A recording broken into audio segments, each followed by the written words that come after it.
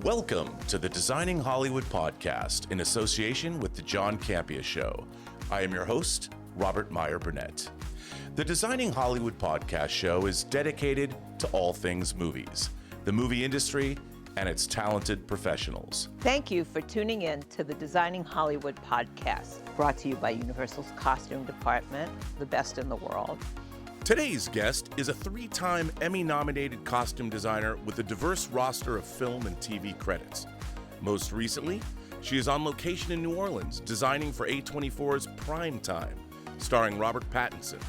Last year, as well as doing costumes for White Lotus in Thailand, she worked for Andrea Arnold on Bird, nominated for a Best British Film at the BAFTAs. Coming from England, she trained in New York and is currently pinging around the world with her passion for costume and story. She has designed the costumes for all 3 seasons of The White Lotus. Her other credits include Nope by Jordan Peele, Steve McQueen's Shame, a terrific film, True Detective Night Country, which I can only imagine was very cold, with Jodie Foster, and Bad Education, directed by Corey Finley. Without further ado, it is our great pleasure to welcome Alex Bovaird to the Designing Hollywood Show. Alex, it's great to meet you, great to see you, great to have you on the show. Hey, thanks, Robert. Nice to meet you. Good to meet. Background. Yeah, it's kind of a mess, but yes, many different costumes, all characters. Well, rock and roll, and then movie characters. Mm-hmm. The whole place is full of figures on that side, but you can't see that. Awesome. I love Elvis. Oh, I know. Yeah, I've got. It's funny. I need a bass player and a drummer and a keyboardist, but sometimes they haven't made those yet. So I've got to find them. The new Beatles movie. There you go, because someone will do that 4-pack, and then I'll get everything, which will be. I mean, talk about a supergroup. Have the Beatles surrounded by Hendrix and Prince and Freddie Mercury. We haven't talked before, and whenever we do these interviews, we like to hear your story about what brought you into the entertainment business and the costume design. I've heard all kinds of stories, like people started designing clothes for their dolls when they were young, or they discovered it in college. They went into theater and realized they had an aptitude for costume design. Was it something you always wanted to get into? And how did you find yourself getting into the entertainment business? Yeah, absolutely not what you described, which is the quintessential route, and one that quite a few of my friends and colleagues in the costume department followed, is that, they were making clothes for their dolls and they worked in the theater department at university. I had no idea about the career of costume design somehow, and I think I just got really lucky. I was still struggling to find my, career choice, and had done lots of different things in and around fashion and production, but not really sinking my teeth into anything one way or another. But I had an opportunity presented to me to do an internship with a costume designer, and somebody was just asking me if I knew anyone, because I knew a lot of people in New York, if anyone I knew could intern with a costume designer on a film. And I thought that sounded really cool, and but I didn't realize the level of commitment, right, and the hours, and the and how immediate it was going to be. But I quickly rearranged everything I was doing so that I could apply to the apprenticeship, and then but didn't know anything about it really, and just found that it was something that suited me wholeheartedly and married all my different interests. And I always felt a little bit artistic, but without an expression. So it was a way I could express myself artistically, but also engage my executive brain at the same time. So I loved it.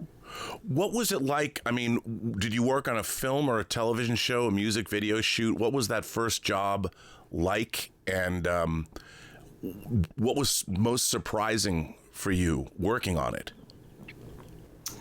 It was nothing that I had ever imagined, and I'd never worked so hard in my life. I was working for a wonderful costume designer called Janetta Boone, and we were on a film called Cadillac Records that she was designing, and it spanned many decades, and it starred Beyonce, Adrian Brody, Jeffrey Wright, and I was thrown right in at the deep end. And the experience was just really full on. I just remember everything very profoundly because there's just so many mechanisms and processes that happen within the department that have to be done a certain way. And working on a film is almost like being in the army. You have to report at 6:42, and then you're engaged all day long with different missions that seem very, very important, even though you're just picking up some buttons, because everything is just late and you get all the information late and everything is needed to be decided upon very, very quickly. And everything has a way about it, and there's hierarchies and protocols. And I just felt like I'd been run over by a truck that first week because I was exhausted. I had to drive in Manhattan. Someone just handed me some keys and said, "You've got to go here." And everything was just high intensity. I really loved it. Were you starstruck at all? I mean, working with people like Adrian Brody and Beyonce, that's quite the cast for your first project. I definitely was excited to be working on something with such talented people. I barely engaged with the actors myself. I was always picking things up or dropping things off or running to set with things that were needed. So they would breeze in and out for fittings, and I would get a glimpse. But I was definitely the lowest on the totem pole at that time. But that's what's cool about film, is that everybody's extremely valuable, whether you're, checking things in, picking things up, driving things around, or being the person in charge. Everyone's equally as valuable. Otherwise, things don't get done. Yeah, before you became a full-on costume designer yourself, you had a great list of credits. You worked on a lot of great, really interesting stuff, whether it was Southpaw, The Equalizer, The Perks of Being a Wallflower. I was talking to you about the Adjustment Bureau. You really had would you say, it looks to me like you worked a lot, and you worked on a lot of diverse projects. Did you fall in love with the film business, this business of entertainment? Yeah, I did. I was always a film fan. I just loved getting carried away into different worlds. And I think film is just an epic medium where so many facets of the movie can capture your imagination, where, be that the score or the performances or the photography, the locations, and they all mingle together to transport you. And so, working to put that movie together as well was just another angle of my passion, and was really suited me. And I was very fortunate to work with some amazing costume designers who I assisted on some really great projects. The costume designers I worked for always got to, choose their projects based on the script. They were always, likewise interested in working with, good directors on interesting material. So I kind of followed suit when it came to going off on my own. But yeah, it's just so fun to delve into different worlds and to the minds of these characters and the stories that we're telling. And I always had an active imagination growing up, and working in film and TV just allows for that sort of social anthropology and discovering times, characters, stories, worlds that really got me going. Did you have, a lot of the costume designers I've talked to have academic or fine arts backgrounds. And, you know, I hear a lot of the time people hang out in museums and look at old frescoes if they're doing a period piece so they can see how the light of the day would cast over fabrics or colors and things like that. Did you bring any of that into your work? Well, I don't have a fine arts degree or a degree at all. And I feel like, as we touched on in the beginning, there are those who set their sights on something Sure. and, achieved it. And then there are those that are sort of misfits that Right. also ended up in film. I feel like film is great sort of carny brigade. Absolutely. We all ran away to the circus. Yeah, extraordinarily dynamic people. You have to be a little bit of a workaholic to want to work in film and really have a determination to do it, because it's not for the faint-hearted, and it's a lot of sacrifice to work on that schedule.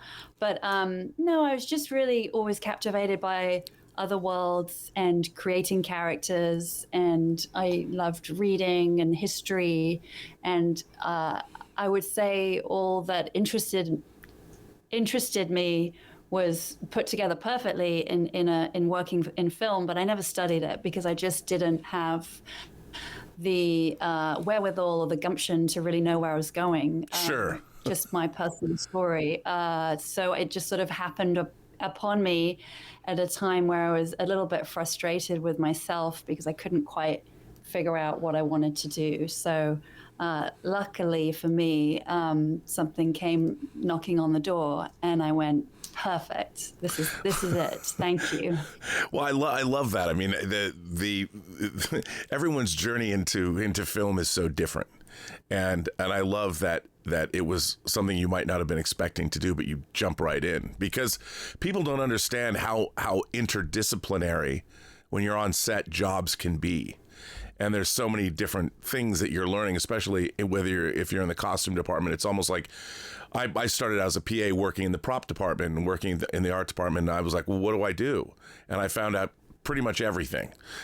You're building sets one day, you're painting the next day, and you're just following someone's lead. And before you know it, suddenly you've been invited back to do job after job, and now you're a costume designer. So it's a great thing. And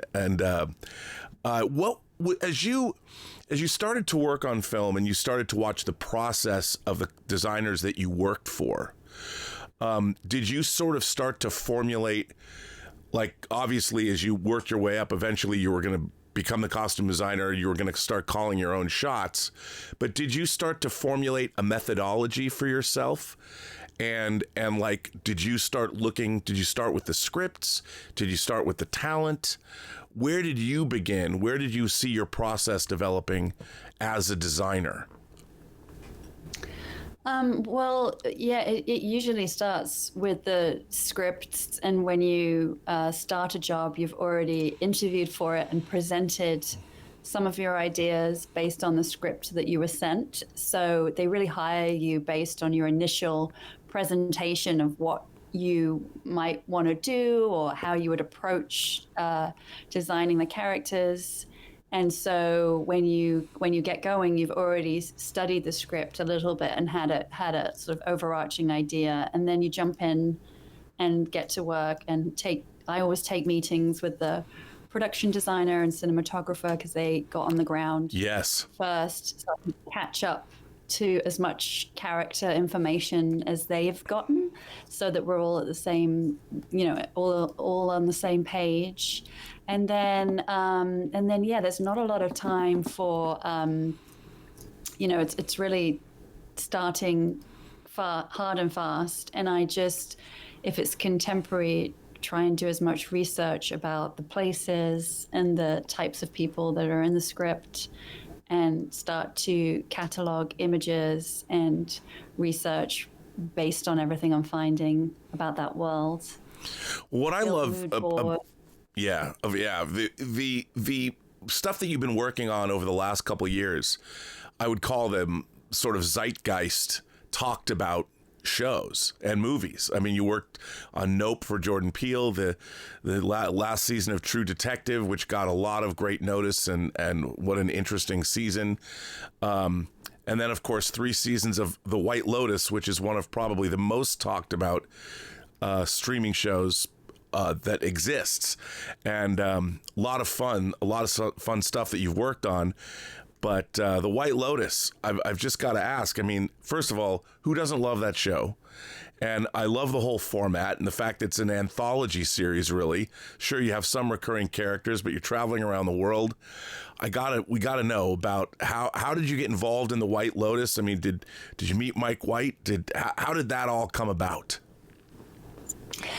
Yeah, it's a really special show, and talk about Zeitgeist. And I think I've always been interested in some of my earliest films that I loved were things like James Bond and Jaws and things that really cut through and made a big cultural impact. And so, not that I can predict anything that I get a chance to work on being as epic, but with The White Lotus, I'm very fortunate to be involved in such a unique show that kind of brings us all together, and so many people love it and talk about it. And I notice, especially with season 3, how the social media memes and commentary was almost like our new water cooler, and that everybody, couldn't wait to talk about it week by week. And I think that's something special about The White Lotus, that they still do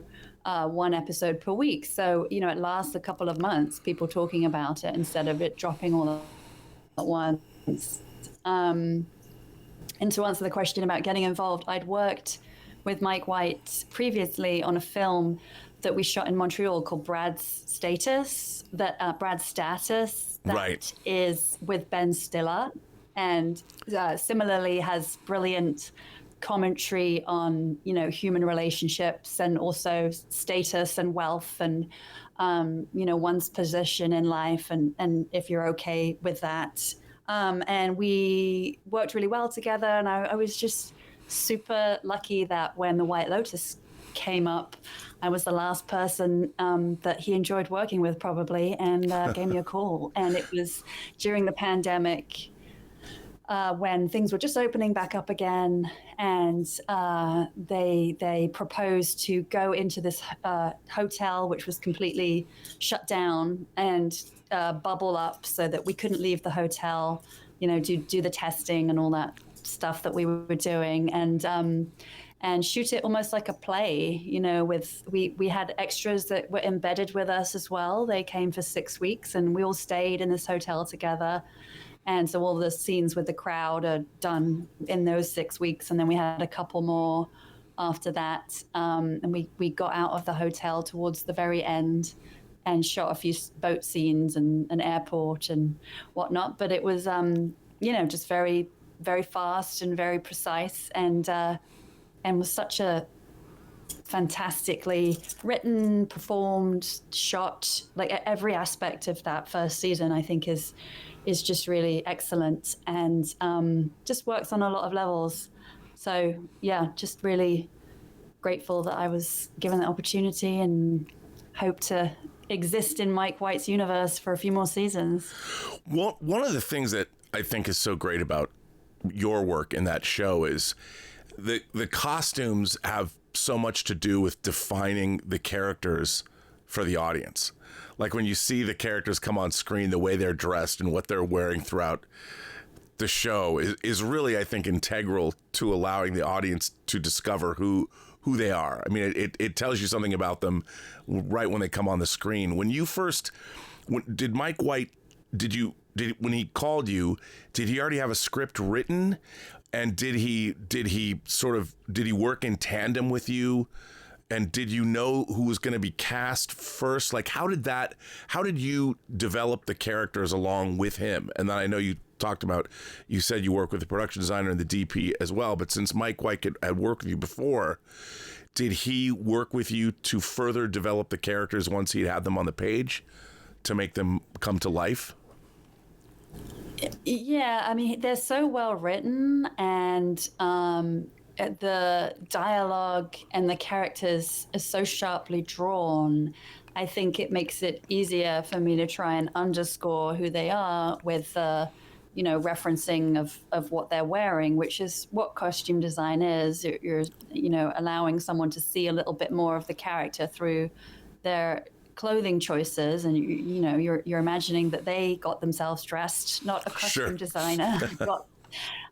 So that's the intention, is to sort of highlight who they are, and especially a show with the White Lotus where it's a satire, and so there's a small element of stereotyping, if you like, so that you immediately clock who that person is without it being too broad. So I'm really hoping to achieve visual acknowledgement of who they are the moment you see them, and that's intentional. And the first episode of each season is particularly important, and Mike and I talk about that a lot. So it's become very expectant. Who's in the White Lotus? Who are we meeting? What are they about? And so we kind of dial it up a little bit for that first episode when you meet them, so you can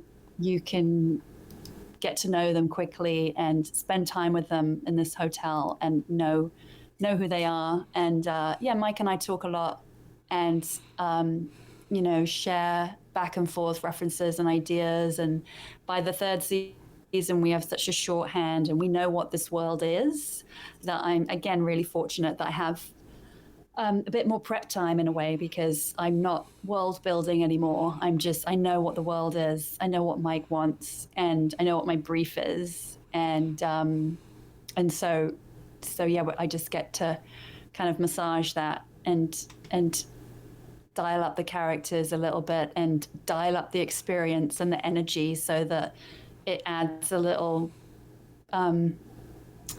electricity to the screen, and hopefully makes it really pleasurable for people to watch. Yeah, I mean, it's such a great show. What I love about the White Lotus is the ensemble nature. I mean, the cast of this show is spectacular, and everybody seems to be so different, and watching them interact with one another, the fact that I think that's one of the attractions of the show, is seeing all these characters interact. For you as a costume designer, when you're dealing with a bigger ensemble, how do you start that process? Is it the same as you would if a movie only had two main characters? And when you're dealing with ensembles like this, and characters that are coming from all over the world or from many different places, how do you start shopping? Do you go to vintage stores? Do you design? Do you build everything from scratch? I would imagine you don't have to, because you can buy a lot of it. But how does that begin for you on this show?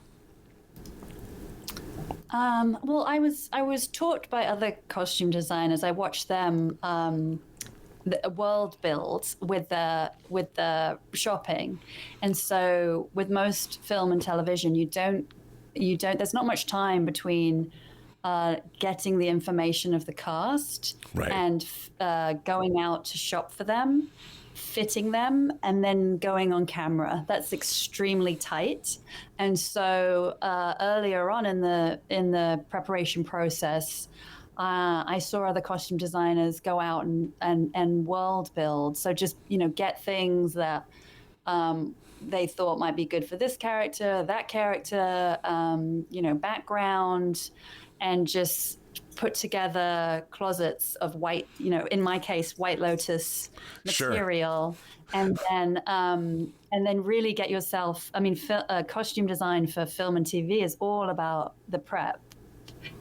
The better prepped you are, then when it's time for the supermarket sweep of who you're shopping for, then hopefully you packed yourself with oodles of great material back at the costume shop, so that you may only get 48 hours to go and finish it off before you're fitting somebody, and then 48 more hours before they go on camera, and so just building up as much, much of an arsenal as you can. And with the White Lotus, I, now know what that might mean, and I've got privileged information about the location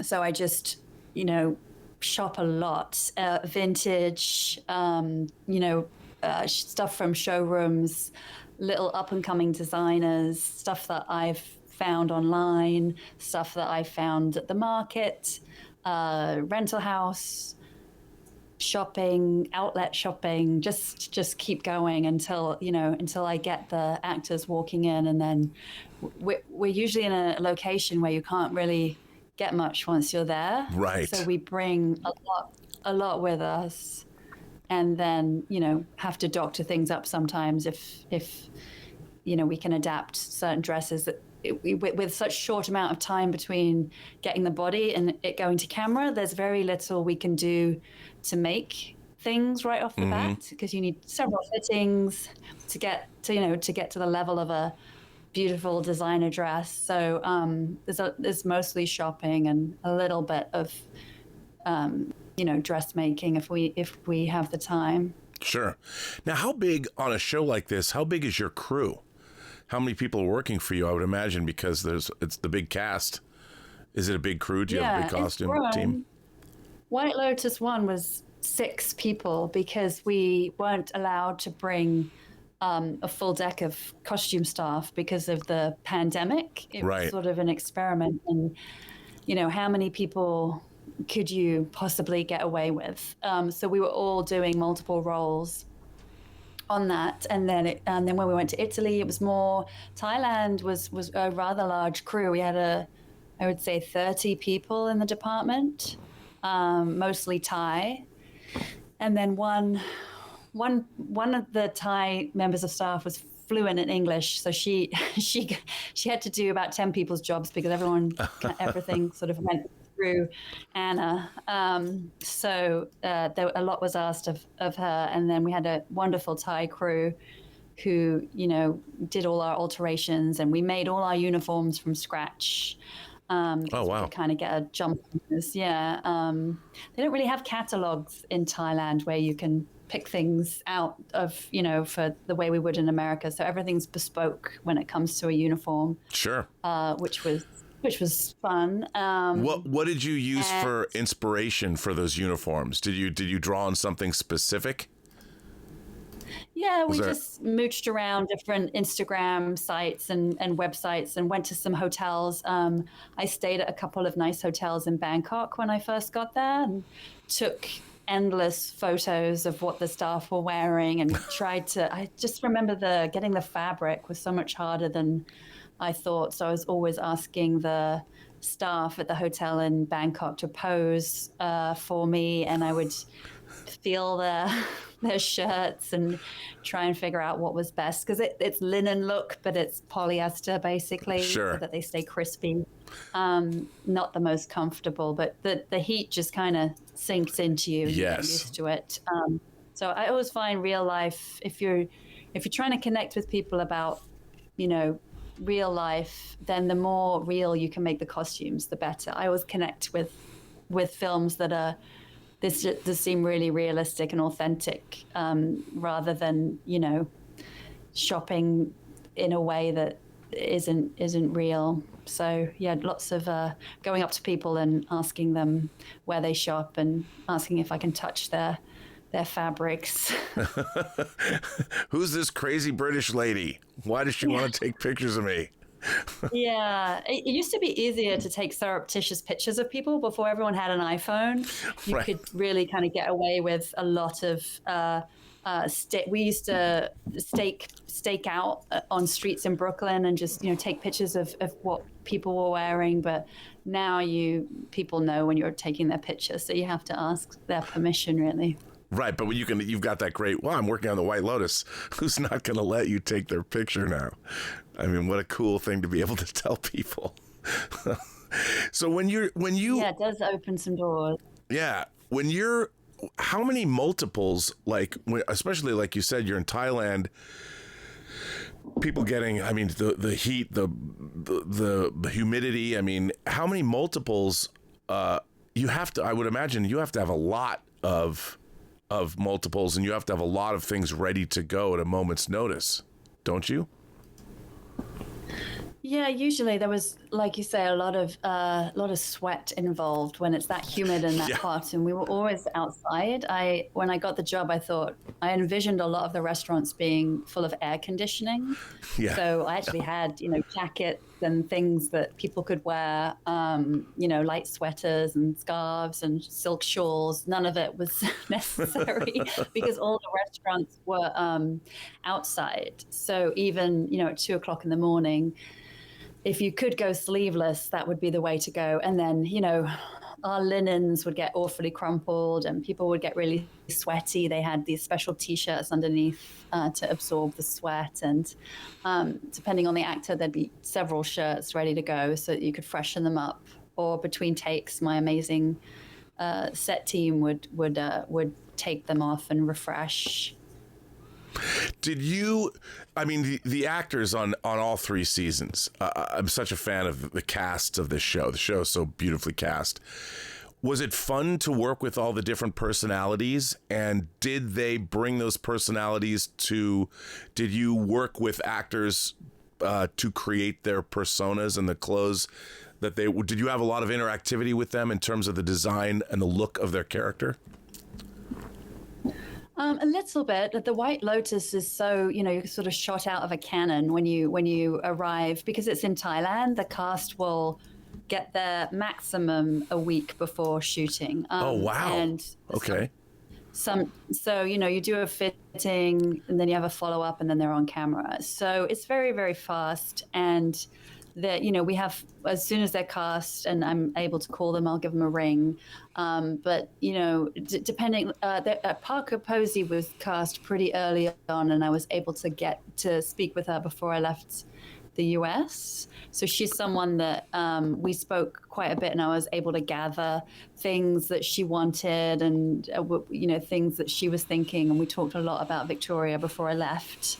So she was someone that there was quite a lot of character development with. And then some of the others, God bless them, just had to trust me because there was, even though I ventured to collaborate as much as possible and get their ideas in, sometimes the reality is it's the train that's left the station. And that's why we have racks and racks of options and different ideas and different ways to go.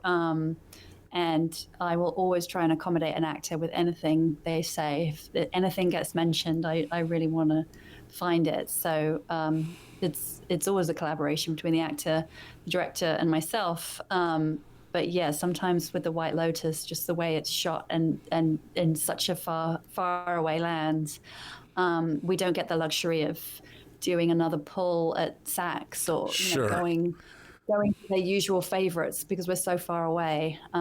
So they may have to trust me as much as possible. Well, I would imagine that immediacy would make it more exciting in a way, more fun. I mean, you get to move so quickly that it must have been fun for you guys. Yeah, it's great. And we get to gather things as we go. And we have a huge warehouse full of things that we kept packing up and taking to new locations, even though it looks like it takes place in one hotel for season 3. It's actually 4.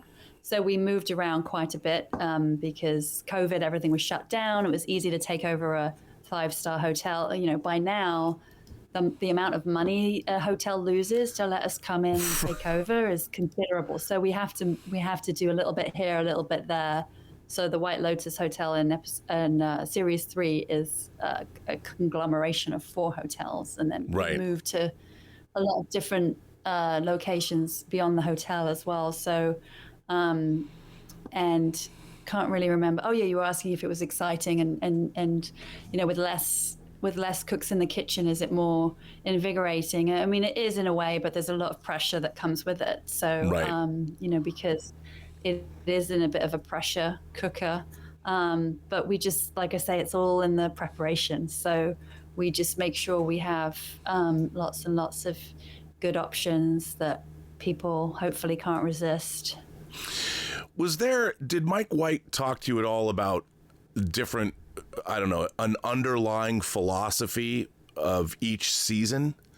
Like maybe in terms of color design, color palettes. Obviously, the locations would define a lot of that and where you are. But was there, because it seems, there's such a psychological component to the show. I was wondering if there was any underlying differing philosophy for each 3 seasons so far from your perspective, like, I don't know, in terms of even the lighting, the way they shot it, or was there sort of more of a, or maybe maybe there wasn't at all, it was just whatever you were coming up with. I have no idea. Well, I suppose it's a bit of both. There's intentionality with what we're doing, and then there's just random decisions. But I think the show's developed a look, and yes. It is opulent and visually arresting, and we do a lot of color. And I know since season 1 that they're doing a sort of golden glow on top of the lighting, so I know certain things are gonna get popped and blues and yellows, and then we, I do try and draw from the landscape, and that came from season 1, being in Hawaii. I don't know if you've been to Hawaii, but oh yeah, it's nuts how many people wear the aloha shirts, and so. That was really like all the floral prints and aloha shirts and linens, and how the uniforms also echoed the tropical colors, and so that happened because that's so much a part of how people dress in Hawaii, and sure. That kind of vacation spirit that I think that inspired us when we went to Italy to do the same thing, in that how do people dress when they're in Italy? Well, usually Americans go to town, they go do some shopping. They love the style of Italians and how people dress up a bit more for dinner. And so we had this philosophy of people were bringing their A game to Italy, and also going shopping on the Corso, because everyone loves to get leather shoes and a bag and kind of get into the whole Dolce Vita. And so, whatever the location is infuses the philosophy of the clothes, I think. And then everybody on season 2, there's a sort of big theme of love and sex. And so I was trying to make everything kind of juicy and alluring. And so there's an overarching push in the direction, like pulling from the landscape, pulling sure. from the themes, and trying to like put the motifs in everything, and lots of little Easter eggs that you may not notice, but lots of starfish earrings, or mosaic prints, or things that are very Sicilian. Yeah, I liked seeing and there was shots. Likewise oh, sorry, go ahead. And likewise, well, just to finish, I suppose, likewise with season 3, more shiny, metallic. There was a lot of night shooting, and I had this idea of, I was listening to that song One Night in Bangkok when I got the script. And so I had the 80s in my mind, and sort of, lots of partying and sparkles, and then there's oranges and terracottas and monkeys and just things that we were vibing off of while we were in Thailand. I was going to ask, you were talking about Easter eggs in season 2. I started seeing articles show up about how there were shots like recreating shots from like Antonioni's movies. Like there was a shot of Aubrey Plaza, and I'm a huge fan of like La Ventura and La Notte and The Eclipse. And was that something that Mike White was doing I mean, obviously it was intentional, but did he tell you, he's like, yeah, we're going to hark back to the 60s and Antonioni's movies? Was there anything like totally. that? Yeah. We those guys were scouting out there before, while I was still in America, I think. And so yes, same with my process of costume design. They get to drink in the surroundings and their inspirations of being in the city of Noto, where that film was made. Encourage them to inspire them to, do a shot exactly like the it was awesome one. So so good. That was something that was not come up with on the spot. That was definitely thought of in advance, and so we wanted to give Aubrey, her character Harper, some sort of nod to the 50s, so she looks a little more classic in that scene for sure, so that it worked. Oh, it was great. I loved seeing that, and as a film fan, I love seeing those nods, because you feel those films sometimes get lost in the shuffle. But I'm a big Antonioni fan, so to see that was very cool. I mean, and I think that there's a lot of that in the show. I mean, there's a sort of a classical. There's a classical feel to it. I mean, the White Lotus definitely has an overall feel, like everything you're doing collectively. It's very obviously Mike White is a very smart writer-director, and he's bringing us a very unique vision that really comes through, I think, in the show. And it comes through, even with your design work, as fast as you are working, there is some indelible feeling that you guys are all creating when there's a spell that show casts. Is it that way when you're making it? People, I know, and it's hard to explain to people when you're working on a movie set, everybody's so doing their own jobs. I mean, everyone's so focused, and it's hard to know what something is going to look like when it's done. But do you get a sense working on the show? Have you been surprised when you see all the work, when you're finally watching it cut together and finished? Is it surprising for you? Or do you feel like, yeah, that's exactly what we set out to make? I think Mike, just like his show, Mike is very special and very, very clever, and very, he knows so much about films. He knows so much about music. He's often playing music that he might end up using, or some beats or a score that he has in mind whilst he's shooting. He'll have things in his head. He's also fantastic at layering, so you might watch something and it might be referencing a classic movie, or Proust, or Oedipus, or things that you'll either get or you won't, or pop culture, or things that are trending. I think he just has this amazing high-low sensibility that allows us to really enjoy the White Lotus on so many levels, whether you clock it or not. And so, I think the White Lotus can be so deep and so touching, and also just popcorn at the same time. So you're enjoying it on all these levels, just like it looks good, they're funny, but it's also touching on really deep themes and referencing really smart literature and pop culture. So, and that's all down to Mike. And I'm aware and speaking, I know the scripts, and I'm also aware of what he's doing and the self-referencing that the script has, and the callbacks, and the B units that we shoot, the B-roll. I'm involved in that too, so there'll be another unit sometimes filming the raking of the beach by the hotel worker, sure, or the lapping of the waves, or a tennis game. So I know that he's building tension so brilliantly with all those little bits and pieces, and so I'm usually not too doubtful that it's all going to come together, because there's so many parts of the orchestra that Mike is playing, and all by himself, which is just miraculous. And I know he trusts his department heads to kind of play in the symphony too, but he's really conducting the whole thing. And so yeah, I can see what he's doing as we go along.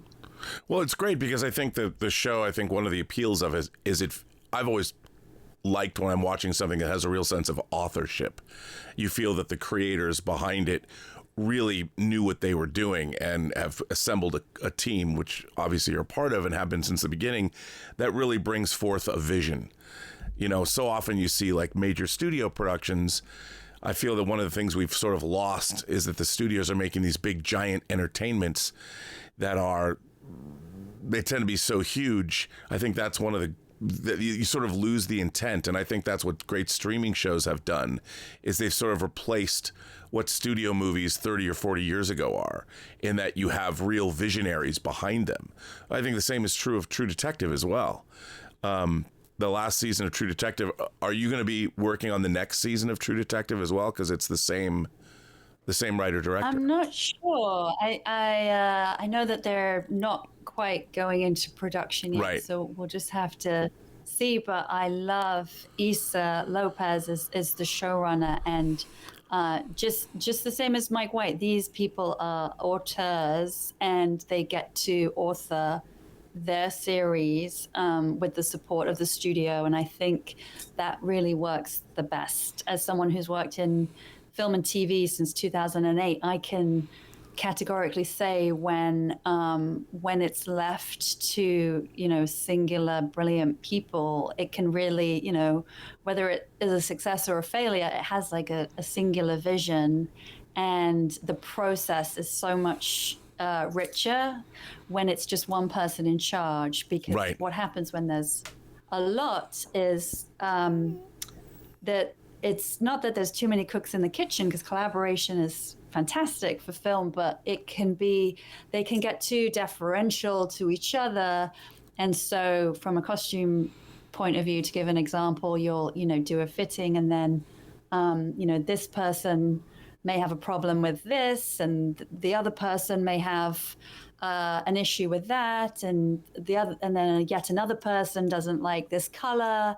This person thinks this person is, you know, looking too much or something, and so it sort of edges it all out, and then you're left with maybe just one choice that everybody is sort of like, oh, that's okay, you know. Oh, so yeah, that's the worst. It just waters it down, so you're not maybe, you know, going with something a bit bolder and a bit more unique.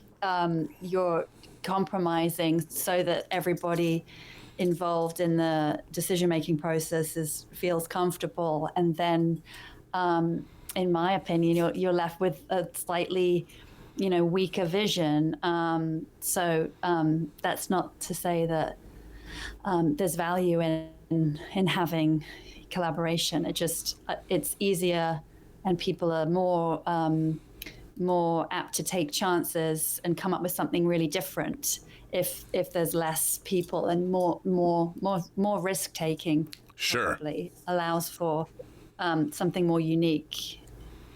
Yeah, I couldn't agree with you more. I mean, that's, again, that it goes back to the idea of authorship. And I think, you know, these prestige streaming shows, what a way to go. I mean, there's so much great programming and working for, well, I guess it's Max now, but I still think of it as HBO, you know, the granddaddy of, I mean, the prestige TV series basically started with that philosophy at HBO.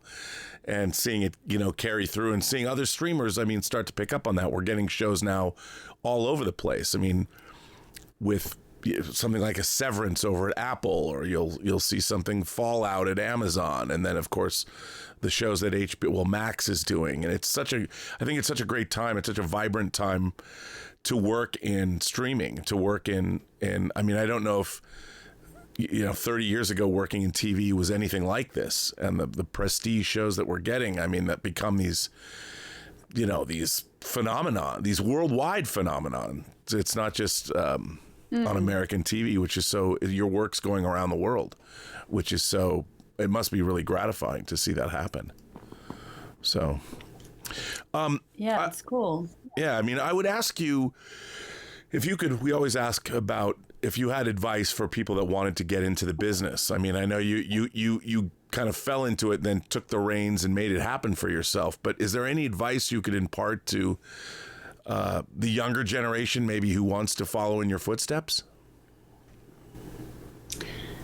Yeah, I mean, I guess I just know what worked for me, which was to work for free, which is harder to do now. And people people don't think maybe that's right. But on the other hand, it was a little bit egalitarian because anyone who,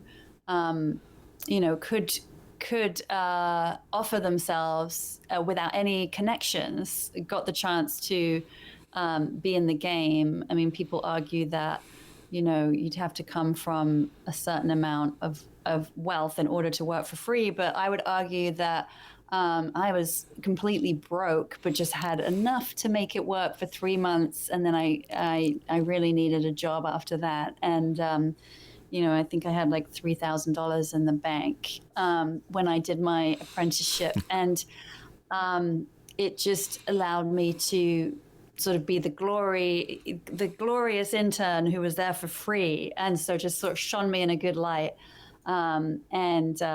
It's harder to work on a big production now as an intern. I don't think you're really allowed to for legal reasons. But if there are film, NYU films, for instance, sure. or if you're in any like university films, they always need help to volunteer yourself for free, because the more access you get to filmmakers and a film community, the better. Because I didn't really know anyone in film or know about it. And so if you have an inkling that you might want to check it out, you've got to get into some sort of network of people who are doing it.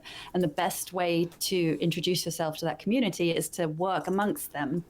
And sometimes the easiest way to do that is to find a project that you can volunteer yourself, because you're going to be wanted and needed, and then hopefully after a few of those you might get hired on a professional basis.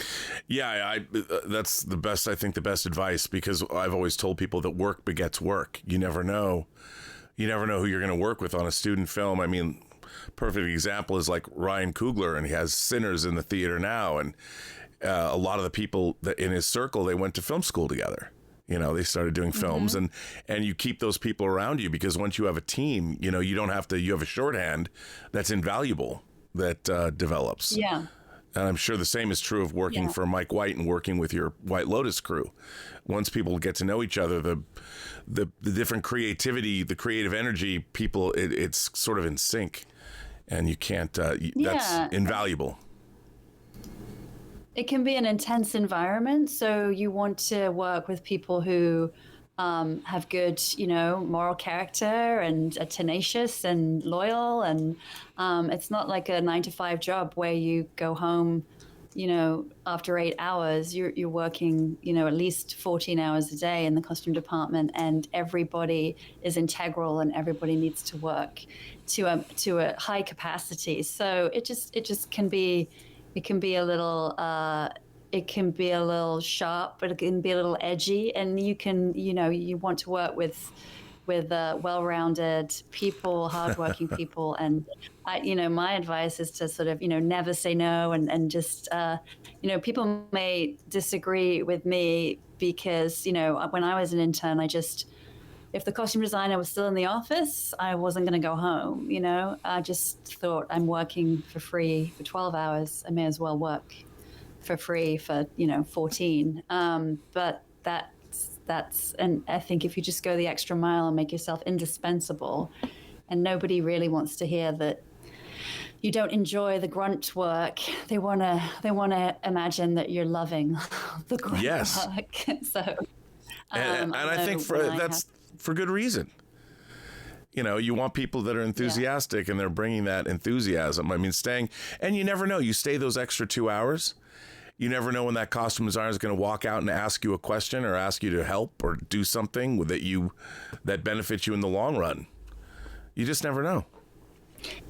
Yeah, exactly. Yeah. And so I think it comes down to just you make yourself indispensable, and with it, the best attitude as you can. I mean, everyone has a bad day and they don't really feel like being at work, but if you fake it till you make it, it definitely helps you in the film industry, because people want to work around people who have a good work ethic.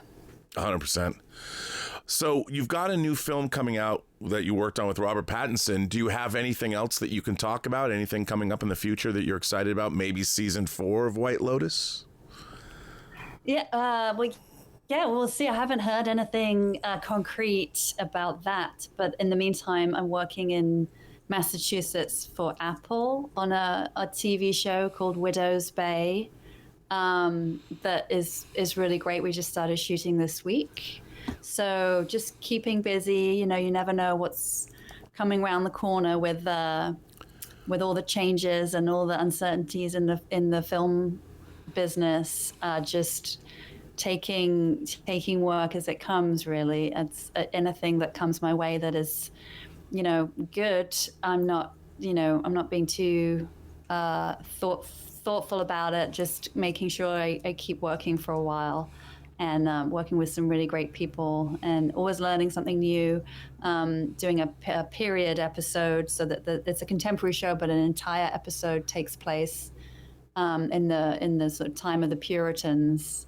Oh, wow. So I did a period movie in London a couple of years ago that hasn't come out yet. It's a Paramount movie, so they're maybe, you know, just keeping things, there's that merger happening, and so they haven't released this film. But I love doing period because it's just a totally different set of skills and way to approach costume design that I'm keen to do more of. So that's keeping me busy. Well, Alex, this was a delightful conversation. I want to thank you for your time and sharing your experiences on the White Lotus and your career with us. Thanks for being a guest here on the Designing Hollywood show. Thank you, Robert. So good to be here with you. Thanks. A special thank you to founder and executive producer Martika Ibarra, co-founder, costume designer, the legendary Marilyn Vance, and of course, John Campea from the John Campea Show. Thank you to all of our viewers for tuning in, and be sure to subscribe to our YouTube channel. Tune in to the audio version wherever you listen to podcasts. I am, of course, your host, Robert Meyer Burnett, and you can find me on Instagram at rmburnett, or find me on Twitter at BurnettRM, or on YouTube at PostGeekSingularity. Thanks very much. Like, subscribe, and give us your comments. What would you like to see on the channel? Right down below. Thanks very much for watching, and we'll see you on the next episode of Designing Hollywood.